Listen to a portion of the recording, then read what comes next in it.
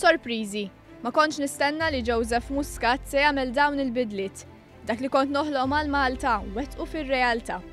Kien b'dan il-mod li imprendituri u attivisti iddeskrivew l-10 snin ta' ħidma tal-Prim Ministru Joseph Muscat, 5 snin ta' tfassil ta' pjan għal Malta mill-oppożizzjoni, pjan li beda jiġi attwat fl-2013.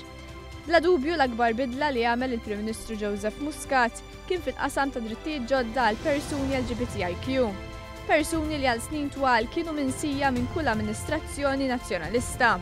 Fil-fatt Gabi Kallej, attivista LGBTIQ, qalet li ma kienx tistenna li Joseph Muscat seta' kien il-politiku li wettaq tant bidliet u jagħti drittijiet ġodda lil persuni LGBTIQ.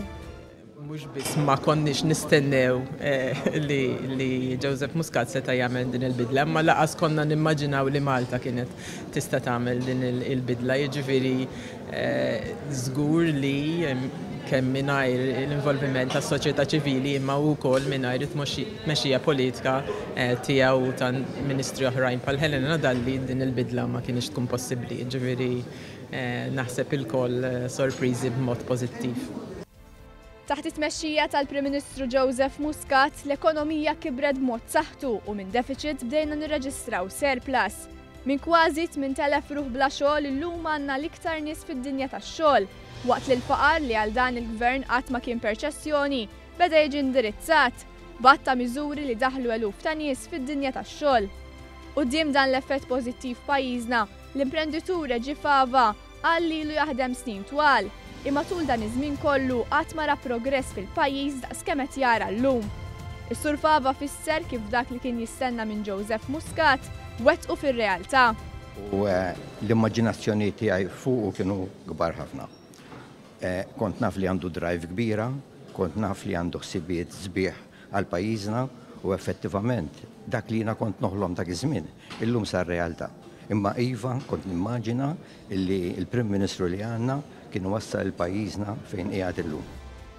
Oħrajn kienu din jistennew li Joseph Muscat kellu l-enerġija biex jieħu tmexxija tal-pajjiż u jwettaq riformi kbar.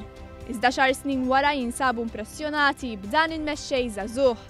L-imprenditur Tony Zara jgħid li Joseph Muscat qabes l-aspettattivi ta' dak li kienet jistenna minnu. Waħda mill-affarijiet li kienet dejjem timpressjonani huwa li kien għadu żgħir u mimli b'enerġija u idejat.